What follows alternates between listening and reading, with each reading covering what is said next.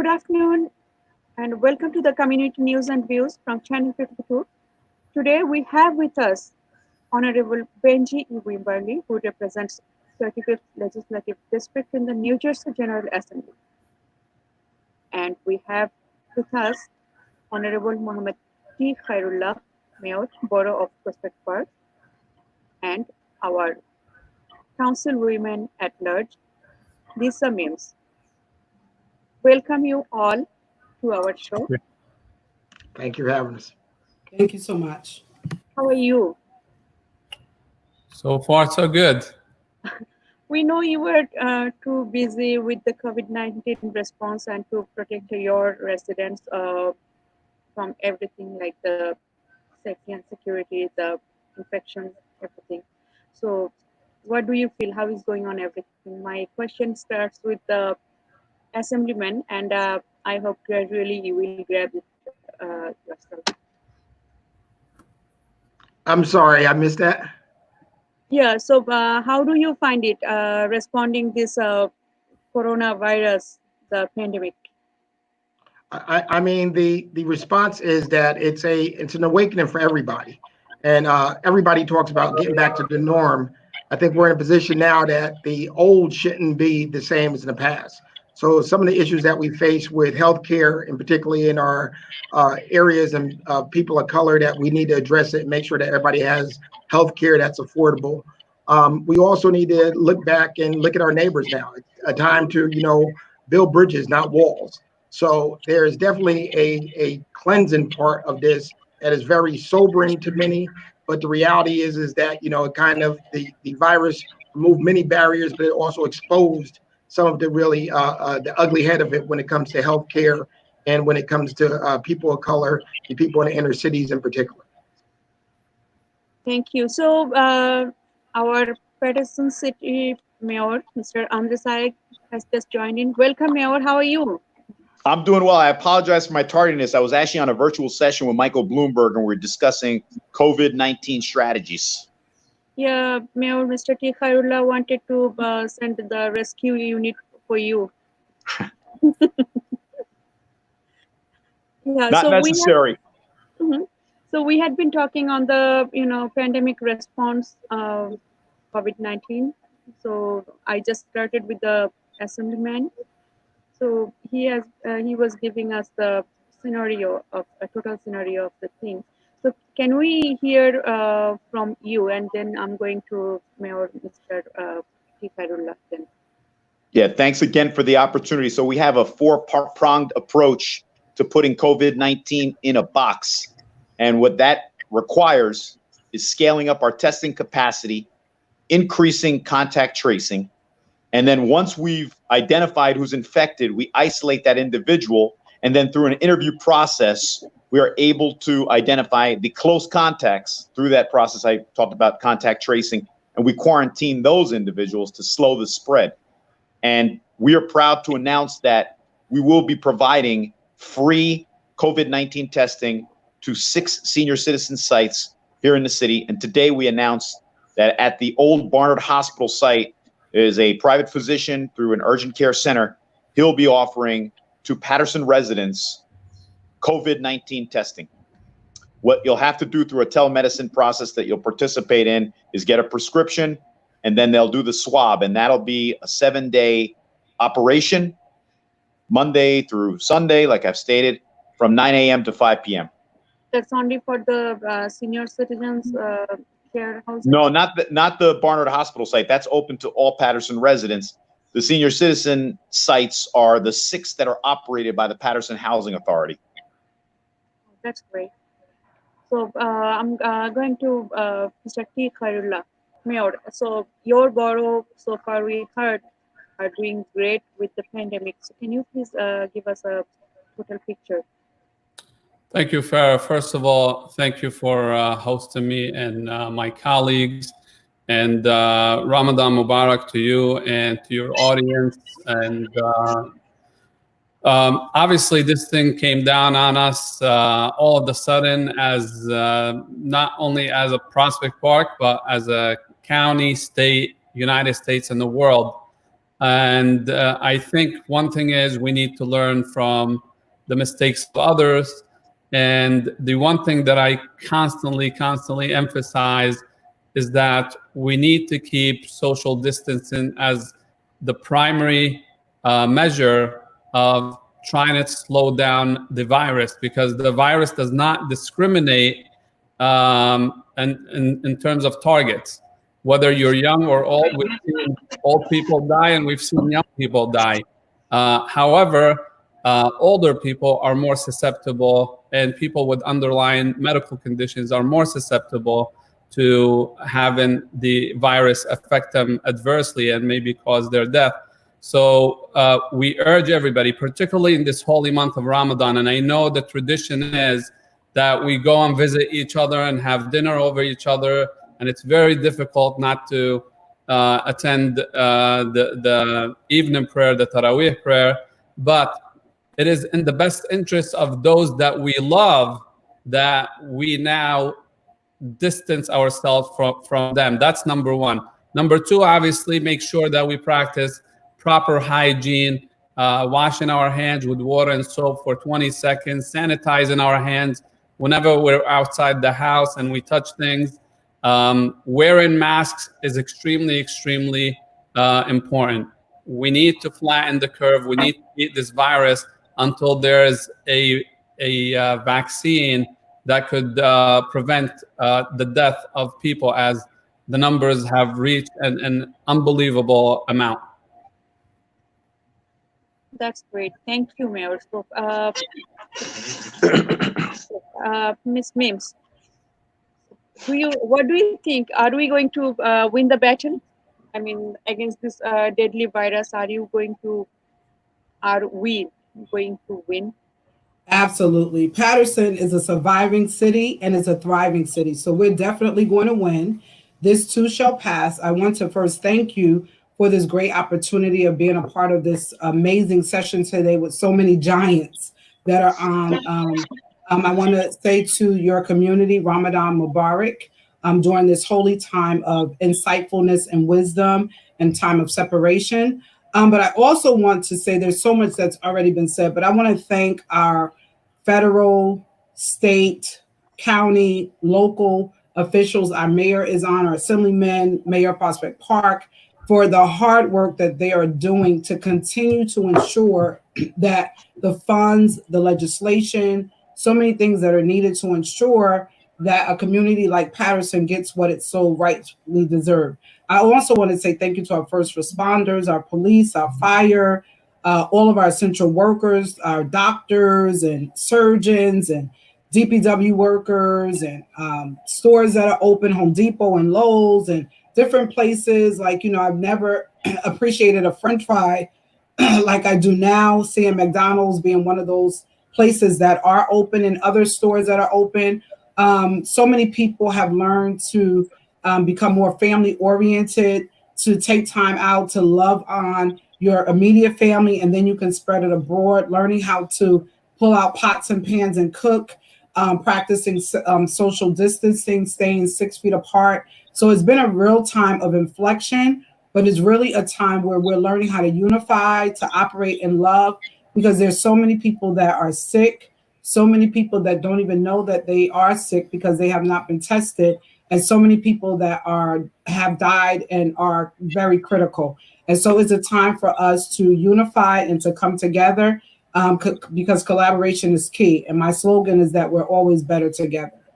Hi, Mayor. Thank you. So the thing is, it has been almost 6 weeks or more than 6 weeks since the state at-home orders were put into place, and hundreds of thousands of New Jersey residents have still not received their benefits. So what is your opinion on this? I will start this question from Mr. Assemblyman, and then I would like to request all of you to participate on this question. Well, the stimulus check obviously is a federal check that's coming out. And I think early on it was basically stated that if you had filed, I guess, electronically, you were more than likely to get the first run of the checks that came out.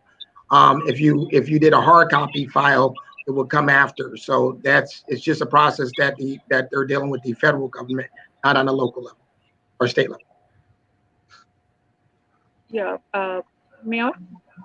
Yeah, I also would encourage people to contact their congressional office. They'll have more answers for them relative to what the status of that income is, the basic income that we're anticipating.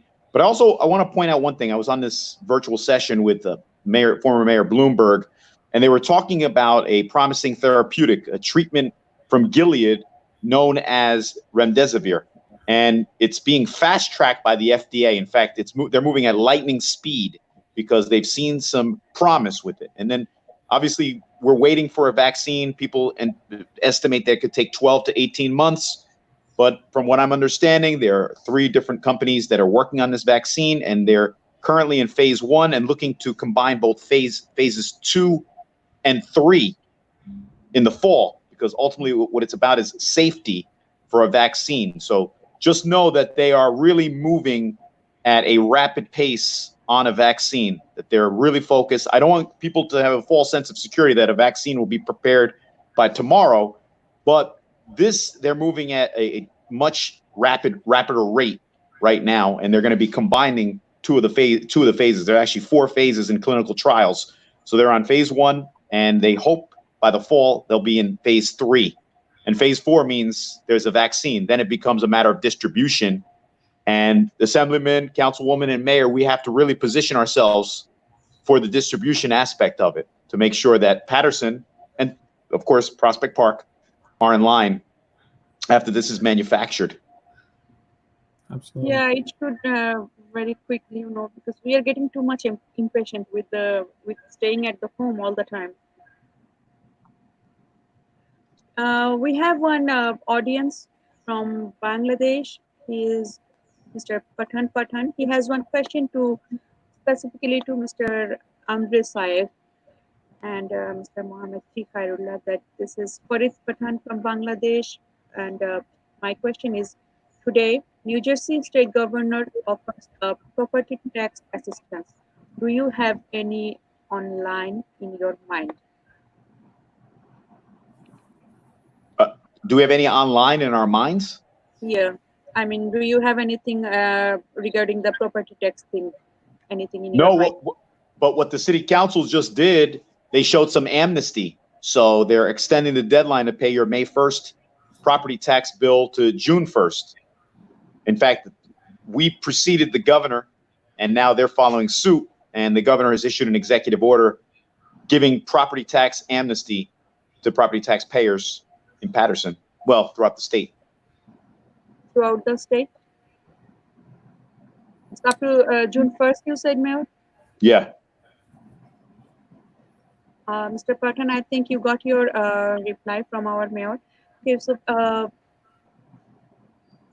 Mayor Khairullah. So, yeah, go ahead. Yeah, the public safety, my question, I mean, to all of you, not only to you, that the public safety is under threat. What do you think on this? Because we see the gunshot and the people they're using the handguns and pipe guns, all those stuff, and the drug dealings, those are also getting increased. So can you please give us some guidelines? Yeah, well, what I could speak to the overall public safety issue. I think number one, there were up to 1,700 police officers throughout the state who were infected with the COVID-19. So at one point, a lot of the departments were stressed or under duress because of the lack of manpower or the shortage of manpower. However, a lot of these officers are coming back to service, and we salute them, and we salute all first responders and frontline workers. I know a lot of local businesses and restaurants and agencies and nonprofit organizations have been sending them dinners and lunches and in appreciation. So we really need to salute them, but we also need to support them. There has been reports about a decline in some crimes, but what I could share with you is more of domestic violence crimes are increasing because people are cooped up together at home. So obviously any kind of dispute that turns into a physical dispute is considered a domestic violence crime. So that has been going up. But obviously we urge people to take a deep breath, think about what they're doing. You know, we're all under a lot of stress, and we all need to stick in this together until we get through this. Ms. Mims? So I have to agree with Mayor Karula. Public safety is definitely a priority. I commend our public safety director and our chief and the amazing work that is being done. Corona has hit everyone hard, every department. The staff is limited, but there's still, no matter what, there are COVID-19 units that we use for noise ordinance, and now they're being used and dispatched to combat loitering or people that are not practicing social distancing where there are crowds. And I commend the hard work that they're doing in the midst of illness, in the midst of frustration. And so many times when things are going on in like a crisis, in a pandemic, the first response is to panic. But I tell people you have to ensure that you get the right information. Sometimes watching the news can drive you crazy, and then you need therapeutic counseling. But sometimes if it's too much information, sometimes you need to turn it off and to do self-reflection, to avoid yourself from doing things that you're not supposed to be doing. Domestic violence is on a rise in some of the homes, and a lot of times because you're working or you're doing school, wherever you're going throughout the course of the day, you're not home a lot. So now you are forced to love your loved ones, where sometimes you love them, but you love them for maybe 12 hours out of the day because the other 12 you were out in the field or you were working or whatever. So now you are faced to be with them all day long. And like me, I'm a mom of 4, so you get to see them all the time, and you're yelling, your meter is going higher. So you have to learn how to find ways to work collectively together inside of your home, doing fun things, cooking, sewing, crocheting, karaoke night, game night, dancing around, whatever it takes to build that camaraderie in your home and to ensure that you don't do anything where our police officers have to come and put themselves in jeopardy to face the pandemic crisis that is affecting every one of us, not just in Patterson, but all over the world. So we have to ensure that we think before we respond. That way we can assist public safety, and then they don't have to respond because we've done a criminal act. Thank you, Mims. Mr. Assemblyman, Governor Phil Murphy announces New Jersey Parks golf courses will reopen on May 2nd, as we saw it yesterday on the news. So how far it is a wise decision when the number of infection and fatality is going up every day? What do you think? Well, I think the governor's opening of the parks has a lot to do with soft recreation, and that would include walking, bicycling, things that you could be socially distant from.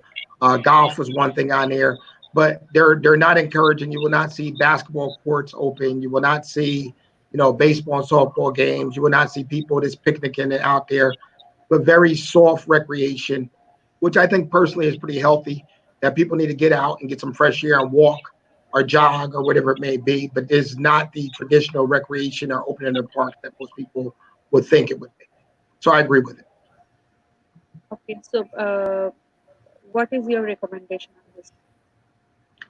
My recommendation is that it's fine. As long as you have the patrols to make sure that people stay in compliance with social distancing, it's really good. It's a good thing to get people out and about. And even here in Patterson, I see people walking more in the neighborhoods and stuff of that nature. And I know it would be a challenge with the number of officers that we have out to do that in our parks, because we have such a densely populated area that people will come in droves. It would be too many people. So the state parks, I think it's a little more space. It's a little more friendly when it comes to social distancing. Thank you. But what about the small business owners? What are you doing for them? For the small business owners, Mhm. I encourage them to apply for every loan that's afforded to them, be it at the state, local level, and the federal level. It's something that we will definitely need that additional stimulus money just to get people back up and operating. It's a sad day when you talk about the barbershops and the beauty salons and the many small businesses that we have in cities like Patterson and Prospect Park, that the recovery is going to take a long way, and it will need plenty of federal assistance. That's nice. Thank you very much. Mayor Khairullah, Yes. my question to you is, if the school or public organization will be required to have a COVID-19 plan and some kind of preparedness, what do you think of it? Well, I think the Department of Education has been doing a fantastic job in terms of working with the local districts on their plans. Obviously, the first order of business was to make sure that instructions are continuing. And again, this came all of the sudden. So for the most part, um, most districts complied. However, as was mentioned earlier, it really exposed the digital divide between the haves and the have-nots. And I think that gives us a little more of a wake-up call that we need to take care of the less privileged in order for us to rise together.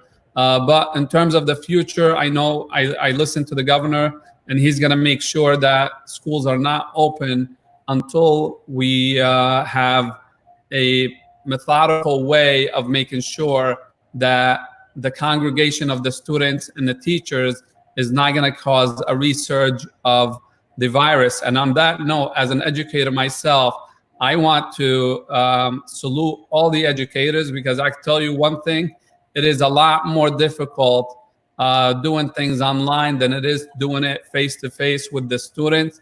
It's extremely meticulous, and those teachers deserve a big round of applause from all of us. And I'm sure once the parents send their kids back home, they'll give them a big round of applause as well, or send back their kids back to school. They're gonna hear a big round of applause as well. Yeah, definitely, because it's really tough to. I mean, the distance learning, it's not as fruitful as as you are going to the school and contacting It directly. is not easy to teach. I think people have figured that out now. Yeah. So my next question to you is: the City Council of Patterson approved Saturday a measure to waive late fees on sewer and tax payments. That's definitely a good news for Patterson residents. Thank you, Mayor. But what about Prospect Park? Well, I know we're the little sister city, as I say always, and here goes that now. You're the 7th ward. But I'm going to tell you, by the way, Mayor, I found out that the first ward was part of Manchester Township back in the days. So We'll I think take you back. you got it the wrong way. But I could tell you, Prospect Park actually moved way ahead when many people were not sure. We wanted to make sure that our residents have peace of mind, and we did pass a resolution a while ago extending the grace period until May 31st. So it fell short one day of the governor's executive order, but obviously his supersedes ours. But we wanted to make sure that our residents have that peace of mind ahead of time. And now, since the governor has taken matters into his own hands regarding this issue, I think municipalities will take the back seat when it comes to that issue, unless we need to speak to the governor if it needs to be extended. But we were way ahead in terms of making such a decision to give relief to our taxpayers. That's nice. Thank you very much. So, Lisa Mims, what do you think? What is your intake about the rising incidents of child abuse, domestic violence, and senior abuse? I didn't hear the question. What is your intake about the rising incidents of child abuse, domestic violence, and the senior abuse? And so, as a domestic violence survivor, one of the things that I always tell women and or men, because it could be on both sides, is that when things are happening, the first sign is the best sign. But a lot of times when these incidents are occurring, we look at them as those are signs of love or they really care, and we don't tell anybody. But a lot of times the best sign is the first sign, because it's important for you to get the help that's much needed. Sometimes growing up, depending on what your background was or things that happened to you as a child or in your teenage years, sometimes you really did not learn what love was or did not understand that abuse was not love, did not understand that, it was okay for someone to touch you illegally, inappropriately, and all those types of things. And so when it comes to these situations, the first response is the best. The first sign is the best sign, because at the first glance of any type of abuse is the first time that you should be reporting it. You should not allow it to continue over and over again as a sign of they love me or I don't know any better. You have to be able to get whatever help that you need, whether it's through our police help that way, whether it's therapeutic help, because once you call 911 and they're involved, that's one part. But then you have to get yourself through therapeutic counseling to identify the root of why you've allowed that to take place in your life. I know we've talked about education, we've talked about so many different topics, and that is very important. Sometimes when you don't know your value, you allow people to make to tell you your value by the Is there any inefficiency. hotline? Sorry to interrupt. Is there any hotline during this pandemic for? There is a number. I'm gonna find it and I'll quote it before this broadcast is over. There is a number for domestic violence. I will give that information out before the broadcast is over. I could share it if you don't mind. Sure, please. Yeah, so there are 4 important numbers that people need to have. Number 1, they could text for crisis. So they could text the letters NJ to 741-741. There again, it's text NJ to 741-741. There's a family helpline, and the number is 1-800-843-5437. The domestic violence hotline is 1-800-572-7233. And there's also a mental health helpline. So if people feel anguished, overwhelmed, it's open 7 days a week from 8 a.m. to 8 p.m. And it's 866-202-4357. Okay, so we will publish all these numbers again for our audiences after the broadcast is over. There are some other questions from our audiences, and one question to our Mayor Andre Saik that yesterday Patterson death raised more than 450. To the Patterson Mayor, I have concerns of South Patterson's vegetable store around farmers market, nobody following the rules of social distancing. So she is requesting, Ms. Hasina Happy is requesting you to check at that matter. If I may, I just, as a point of clarification, that's not accurate. Our death rate is not 450. It's 146.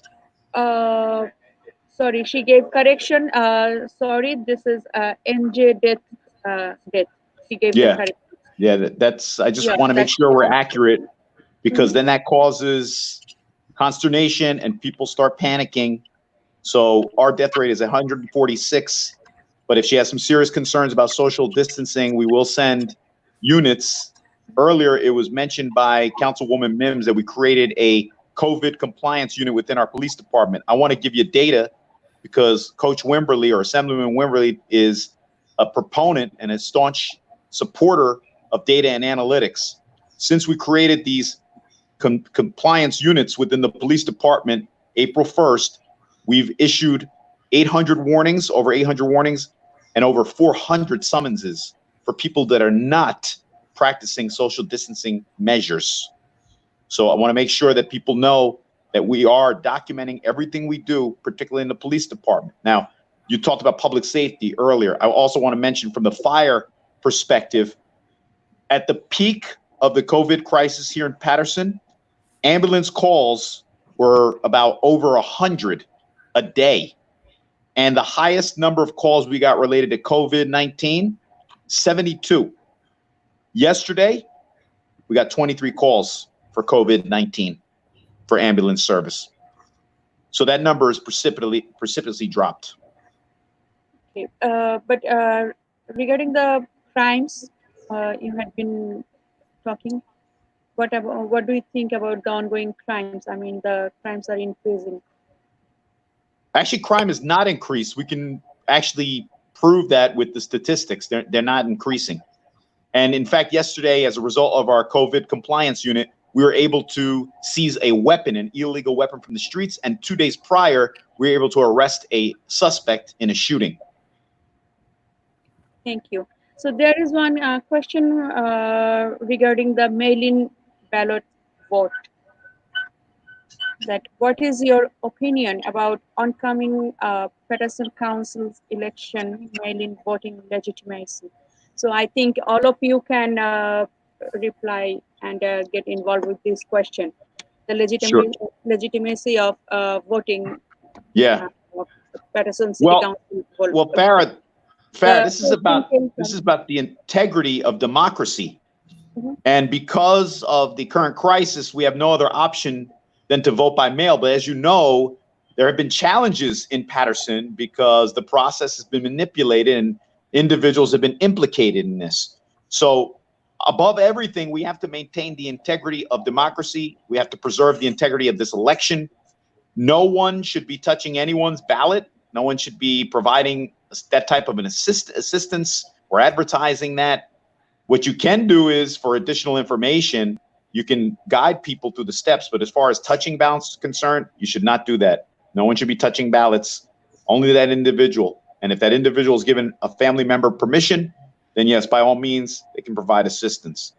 But clearly, we have to maintain the integrity of this election and the integrity above everything of democracy in Paterson.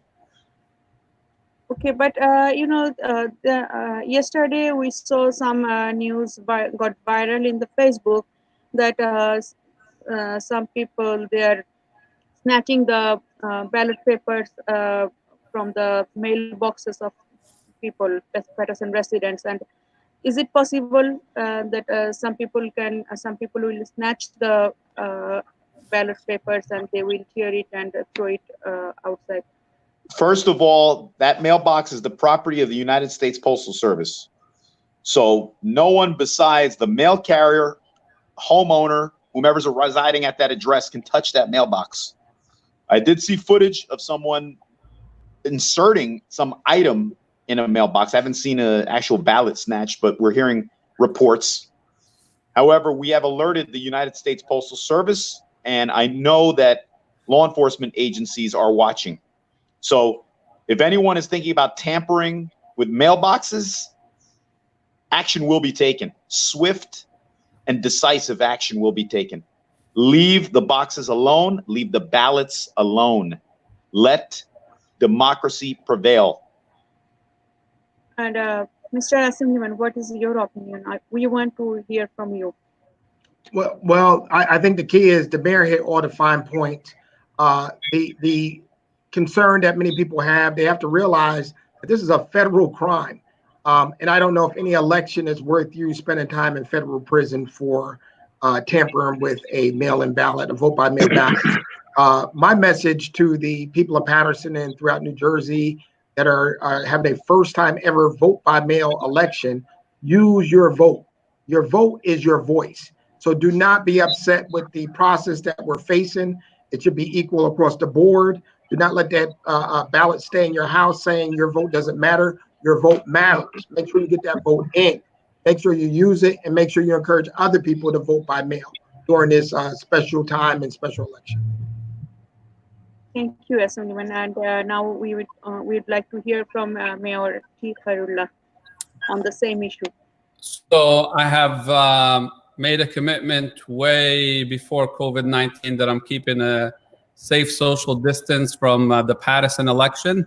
I have many friends there, and I wish Patterson the best of luck. I always say the well-being of Patterson is the well-being of Prospect Park, and I truly mean it and believe it.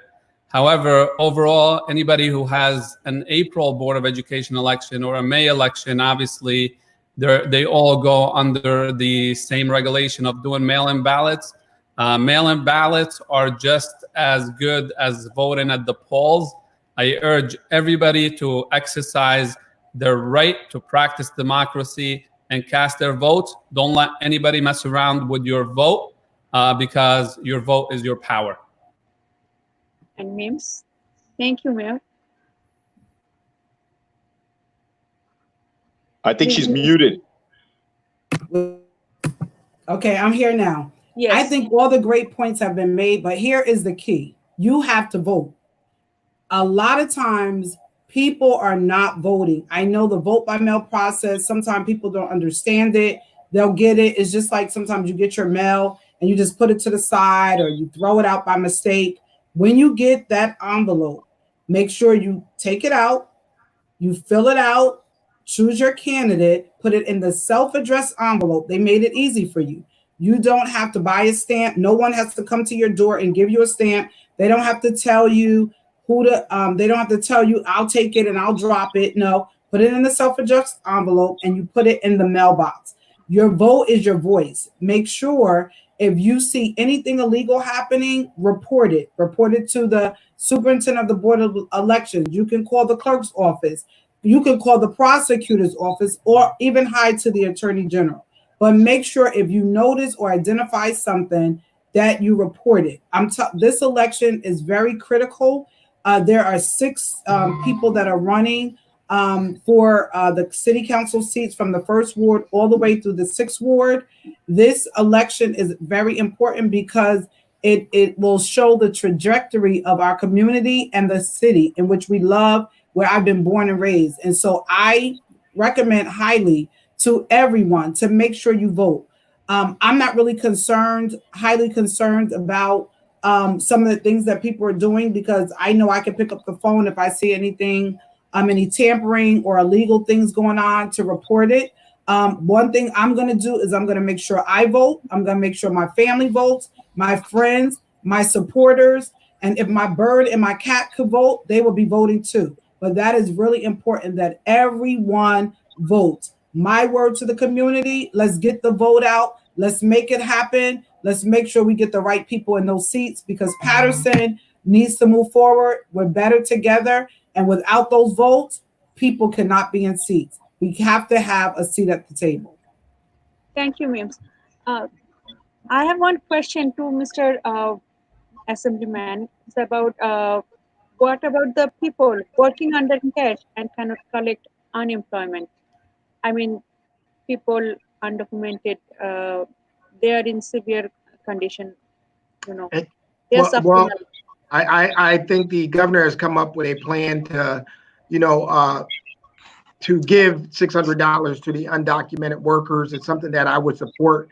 I understand the impact that they have economically in our community, the undocumented residents, and there's something that we have to do about it. We just cannot turn a blind eye and say, they have to fend for themselves. The whole unemployment issue is a whole nother thing. I mean, we've had over 1 million claims. We had the system go down a couple of days ago.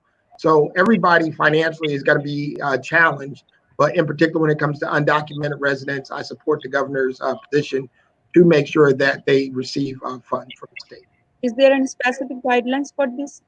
I mean, I don't have the particular guidelines, but I'm sure that's something that we could get back to you. And I'm sure at some point, he will address it in his daily briefings. Thank you, Assemblyman. And so what will happen to the people who is staying over due to their permitted time in the country due to COVID-19? I mean, those people who came to this country for maybe visiting maybe tourism and they got stuck here. So what will happen to those people? Do you have I don't think there'll be any penalties. I mean, things of that nature will be waived. They have no control over that of, their visa running out or going over. Most issues like that, there has been waivers and extensions. The motor vehicle still isn't even open. So things of that nature, as you see, we just have to deal with. I believe they opened up on May 11th, and the same thing with any deportation issues or anything like that. I wouldn't be so concerned for that point, but once everything is lifted, you just need to address it. Thank you. So, Mayor Andre Saig, Mr. Farid Pathan has written a message for you, and it's Mayor Andre, this is Farid Pathan. Let you know that I am in Bangladesh and I am stuck here due to COVID-19. So he conveyed his message to you and his wish to you. I wish you well. We miss you here in Patterson, Farid. Thank you. And there is another question from Ms. Patricia Freeman. She is an audience, and yes, she wrote, yes, people need to vote, but a lot of people don't know how to fill out the ballots. Yes, filling out the ballot paper is a big concern because a lot of people, they really do not know how to fill up the ballot paper. I would caution people from actually being intimidated by it, because there are instructions. I spoke to our county clerk and she said people should just read the instructions carefully. I think part of it is because it's new, it's different, so people may be a little taken aback.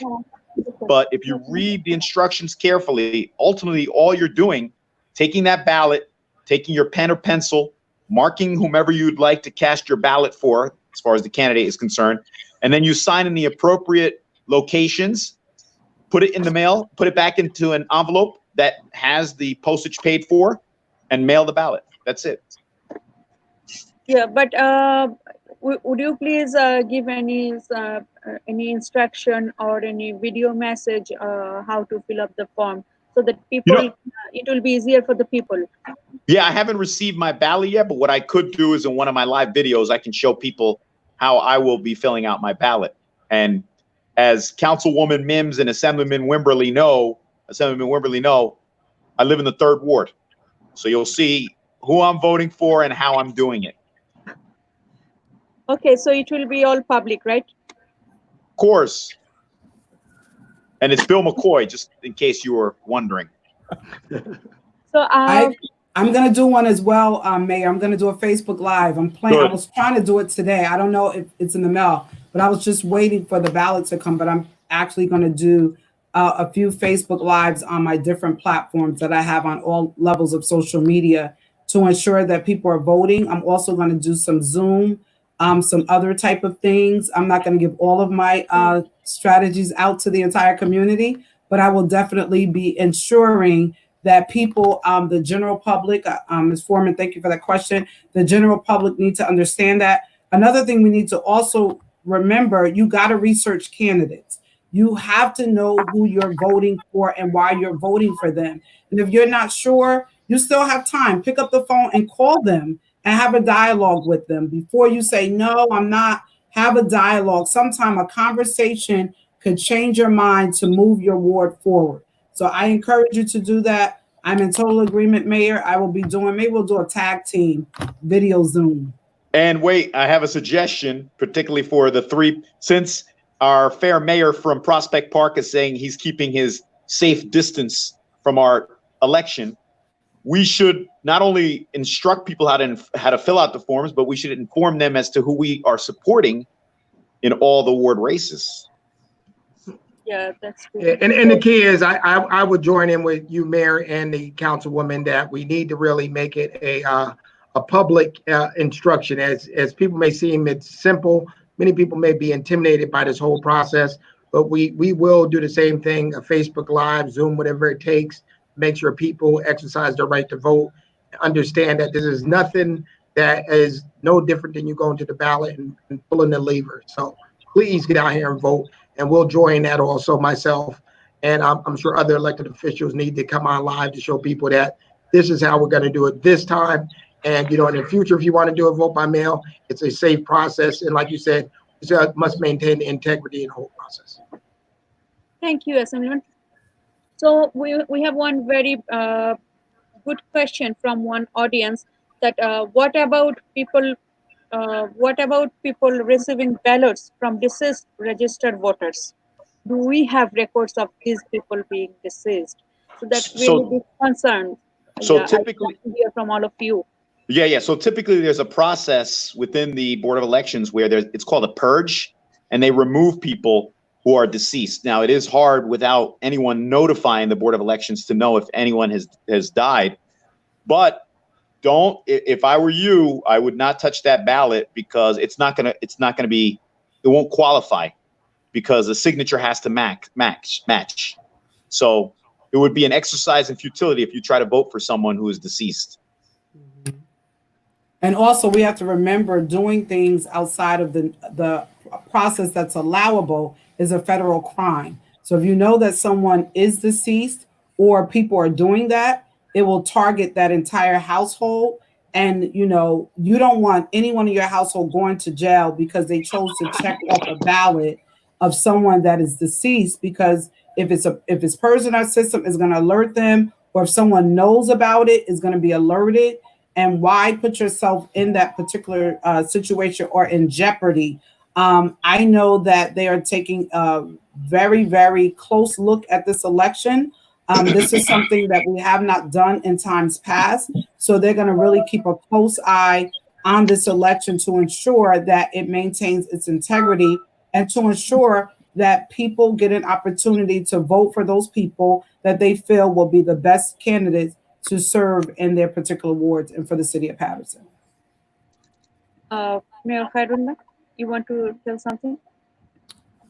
No, I mean, earlier I wanted to speak to your question about the financial assistance. If anybody has any questions regarding their stimulus payment, there is a website for the IRS, or part of the IRS website, where you could find out information about, you could track your payment, you could submit your information if you're a non-filer. So I urge people to go to irs.gov/coronavirus. Again, irs.gov/coronavirus, and you can find information regarding your anticipated payment, or to enter your information to get your payment direct deposited. Thank you. So I have two more issues just to discuss and hear from all of you. One is census. So could you please tell us your opinion on this, the census? Yeah, So- all of you. Yes. So Farah, I'm passionate about this, and I just looked at the census tracker as far as Paterson's response rate. We're at 40%. That's unacceptable. While people are home, they should be doing their homework, because it takes you less than 10 minutes to fill out this form, and the next opportunity we'll get is in 10 years. So think about it, 10 minutes versus 10 years. I would take that time and use it wisely, because here is what's at stake. There is money for emergency preparedness, disaster relief, and potentially another hospital in Paterson. Don't you think that all of those items are relevant to what we're experiencing now as a part of this current crisis? Emergency preparedness, disaster relief, and potentially a new hospital. Not to mention, we could get potentially more schools to alleviate the overcrowding conditions in our classrooms. And there's money for road resurfacing. Our roads have been used for quite some time. Emergency personnel uses our roads, and we just have to see what the consequences are if we don't act. And if we don't act, we'll be missing out on millions and apparently sometimes billions of dollars. Yeah, and I agree with the mayor on all of the points, and he's done an excellent job here pushing it in the city of Paterson to make sure every vote, every person is counted during the census. That's right. The major issue also is when it comes down to representation at the federal level. We do not want to lose any seats in the House of Representatives during this process, because we've seen how important it is, the Electoral College, to have those voices in Congress for us. So this also has a major impact on our voting in our federal voting, and the amount of seats that we will have in Congress from New Jersey representing us. So as he stated before, has an impact on education, public safety. You know, us becoming the city of the first class will increase the funding for public safety here in the city of New Jersey, in Paterson. So we have to make sure everybody is counted, and everybody who is in that household is counted. So 40% is not a great number. We need to, while we're in the COVID-19 count, you know, you're home, get it done, drop it in the mail, do it online, do what you have to do, make sure you're counted. Did you take any initiative to increase the number of people's involvement in the census? We will continue to push it, as the mayor has done. You know, he was as he calls himself, the #1 cheerleader, but we'll be on top of it on social media, doing what we have to do, encouraging people to make sure they be counted, and make sure that people understand there's no penalty by signing up for the census. You know, there are many myths that many people in urban cities have about being counted or being tracked down by the federal government. There are no truths to any of them. There'll be no penalty by signing up for the census. Ms. Mims, you want to? Yes, and I have to agree. I'm going to be doing some census blitz right after the election is over.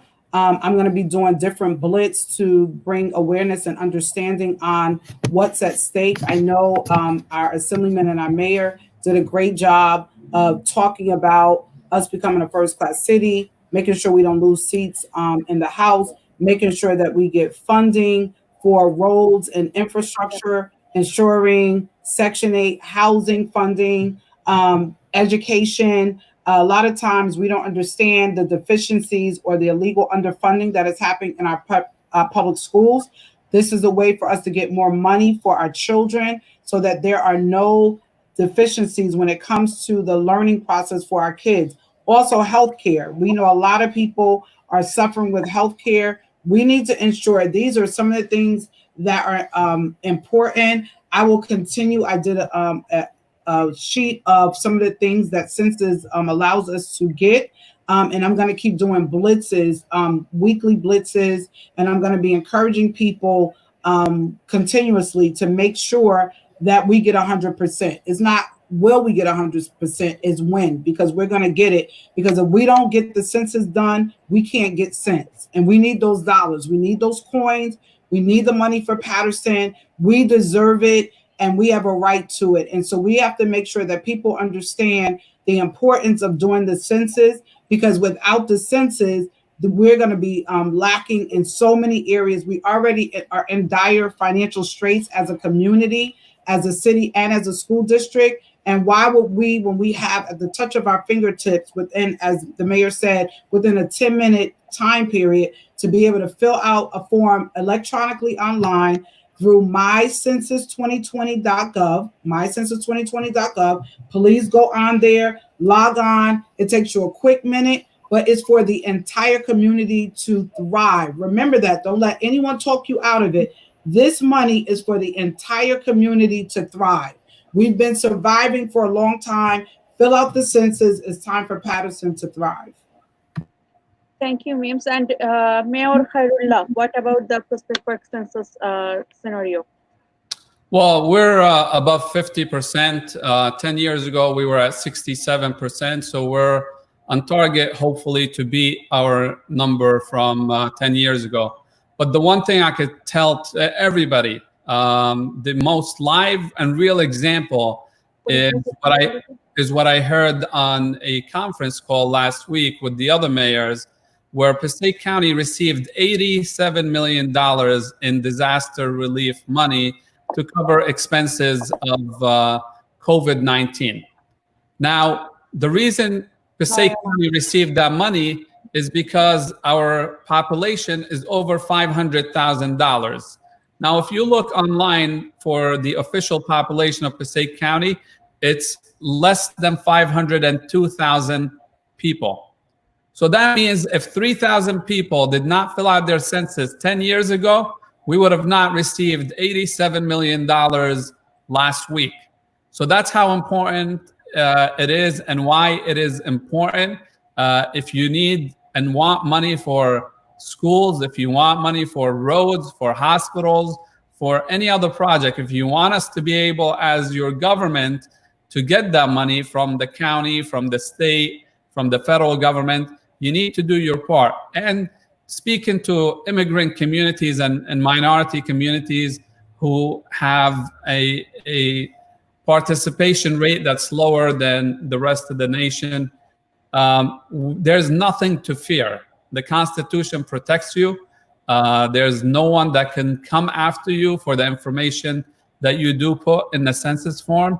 So I urge you to make sure that you're counted, because every single person adds up, and then we become many. And because we are many, we get more. Okay, so with this census question, I would like to hear from Assemblyman a relevant question. That is, are you including all both the documented and undocumented person on the census? Everyone who was in that household. If you have someone who is staying with you who may be homeless, if you have a relative that is visiting, if they were there on April 1st, they are part of your count. So everybody is counting, everyone. And I can't emphasize that enough. And we're a very transient city in Patterson where people move from place to place. We need to make sure that everyone is counted. Okay, but you know, there are something with the undocumented person that they are fear of something. So that's why they don't want to be registered. What do you suggest for them? Well, the mayor hit it on the head, and I spoke about it earlier. There's no penalty for undocumented person registering for the census, not at all. The same undocumented person that we will continue to fight for, I know, and particularly in these towns here who believe in the true democracy of America, will continue to fight for our undocumented residents. So they need to know that $600 that Phil Murphy is fighting to get them to give to them is part of the funds and different things that we do to them, making sure that undocumented students are able to go to college and are counted in the high schools and our free lunch and breakfast programs. They need to register. They are part of the fabric of America. Thank you. Thank you, Mr. Assemblyman. So I have another question to you on the vote. I mean, the election, related to the election thing. The question is, give me 1 second, please.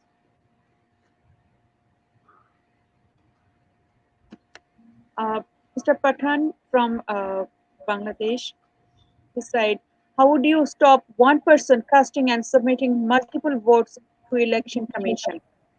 Well, we all covered it. You know, it's a federal offense. They will be endangering themselves of spending time in federal prison. The key, the mayor hit the key, is the signature.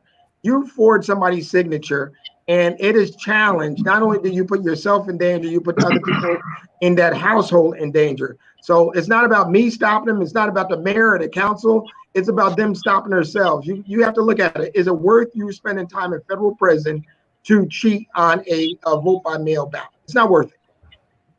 And also, just to add to that, just because you have not been caught does not mean you won't. So you have to be very, very careful. Sometimes, you know, in life, people think, well, I've done it, nothing has happened because there were no immediate consequence. But it only takes the one time to get caught that it makes a name for you and everybody else that is not tolerated. So I know everyone has spoke on it, but this election is very critical. And I honestly believe that anyone that does this type of behavior, there will be definitely immediate ramifications. So please don't allow anyone to put you inside of that particular situation, because your family needs you to stay out and not to be behind bars. Mayor Saik, do you have any recommendation on this? Yeah, and unfortunately, I have to get on another phone call after this, but I thank you for the opportunity to participate, and I thoroughly enjoyed the experience, particularly because I was with such an august lineup of elected officials. But I want to close by saying I saw Ozzy Alam, commissioner on the Urban Enterprise Zone. He posted a question. One question for all of you. That is, I saw that. If I may, yeah, if I may answer before I leave the session.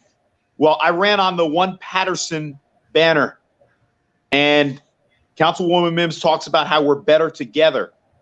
So I know that this is a time of separation, but it doesn't mean that there shouldn't be solidarity. We can stay together by staying apart. It is social distancing, but it doesn't mean there has to be social disconnection. So that's why it's critical that we have platforms like this where we can share our views, our policy perspectives, and the actions we're taking to improve people's lives during this pandemic. So again, I can't thank you enough. It's always an honor to appear on Channel 52. Sign off to you, Farah and Anam Chowdhury. I want to thank Assemblyman Wimberly, Councilwoman Mims, and our friend in Prospect Park, the 7th Ward, Mohammed Khairallah. Ramadan Kareem, and if I don't speak to Eid Mubarak, thank you. Thank you, all of you. Thanks to all of you for coming with us live on this program. So we are just at the very end to our program. I would like to request all of you to leave message for our audiences one by one, and the entire community also, your message. So first, I'd like to hear from our Assemblyman, Mr. Benji Wimberly, your message for our audiences and for the community. Farah, thank you so much. And I mean, my message is very clear. I mean, many people talk about us getting back to the norm. You know, what is the norm? The norm hasn't been what America's about for the last 3.5 years. We should be, as Americans, as New Jersey residents, as Passaic County residents, people here, we should be about building bridges, not walls. You know, not making America great, but making racism wrong again. We need to make sure that we can reach out during this time to our fellow neighbors to make sure that they're okay. Be it just a phone call or a distant wave and hello. But we understand that we as a nation have to get stronger after this. We cannot go back to where we were. We definitely have to build on this. We have to get stronger. My prayers are with all of the families that have been impacted by COVID-19, be it just the health issue, be it financial issues, be it employment issues, losing loved ones. We have to sit back, reflect, make ourselves better. So God bless each and every one of you. Thank you, Mr. Assemblyman. Mayor Khairullah, your message for our audiences and for all the community people and for our Muslim brothers and sisters, for everyone. Thank you. Again, thank you for allowing me to be on your show, and to the Muslim community again, Ramadan Mubarak, and I guess in 24 more days, happy Eid. But I want to answer by answering the question of Mr. Alam about how to bring more unity. We saw what COVID-19 did, and the fact that we were able to start heading in the right direction. This could have been extremely, extremely more disastrous, but because people listen to leadership, because we understand the danger, we came together, and our common goal was to survive. So if we understand the challenges, we need to first understand the challenges that are ahead of us, and then come as minority communities, as immigrant communities, or just as Americans. And you know, you start with small things. You start with one project at a time. Despite of all our differences, let's agreeing on one thing to do together for the year, just to make people's lives better. If we put that in front of us, making people's lives better, even if it's one thing for the year, I think we could eventually make the world a better place.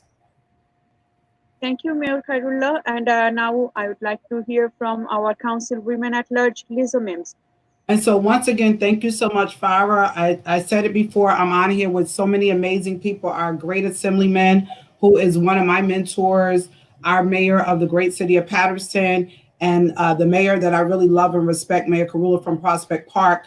And Ozzy, I'm going to answer you, but, you know, only if I can get a nice salad. I'm just, you know, just saying I have the money, I'll pay for it, but I need a salad. But one of the things that I really, people note me for and brand me by the fact that I am truly an encourager. And I believe that in order for us to unify, we have to learn how to embrace each other's cultures. Everyone of us are not the same, but we share similarities in different areas, whether we like the same colors. Some, we live in different households that share the same commonalities, where maybe there's a dualistic mother and father there, where whether it's dysfunctional, where there's a single mom or a single dad or grandparents or foster parents or whatever. We share those similar common areas where our children go to the same schools. We live in the same community. And one of the things I was thinking about as we were on this live, I was thinking about how when I was growing up, I was in my younger age, and when we needed a cup of sugar or we needed some milk, we would go, or bread, we would go to our neighbor next door, up in the building, upstairs, downstairs, and we learned how to be neighborly. And I think we got away from that. But COVID has brought us back to the place of humility and togetherness. And even though for the most part we're in our homes and we're doing those things, we're learning who our neighbors are. We're checking on our seniors. We're checking on our widows. We're checking on our youth. Our kids are home. And I commend all of our educators and our teachers. I've learned that I'm not smarter than a fourth grader. I have my son doing virtual tutoring because he had one math problem, and I just sent the note to the entire Facebook world and asked for help. And I got a slew of teachers that were in my inbox, and now he's being virtually tutored in a few areas that he wouldn't have had time to do it because of sports and all of his classes. So this time has really not only taught us how to be unified, but it forced us to be unified. I think that we have to continue collectively working together, collectively loving on each other, learning how to forgive and let stuff go, let the past be the past, operate in the present, and catapult into the future. Patterson is an amazing city. Prospect Park is a great city. Our state, we have an amazing governor. I'm looking forward to getting a Democratic president. I am looking forward to it and pushing hard for Joe Biden. I've been rocking with Biden from the very beginning, but I am looking forward to a Democratic president of the United States of America. I'm putting it on record. It is time for change. That is where the racial divide has started from the White House. We have to shift it because it will not penetrate in any of the other houses throughout this entire world. It's just time for us to love on each other, embrace culture, and always look for the positive. Accentuate the positive. If you have nothing nice to say, don't say anything. Sometimes silence is golden. I learned that from Jill Scott. She said, you got to live your life like it's golden. Thank you so much. Ramadan Mubarak.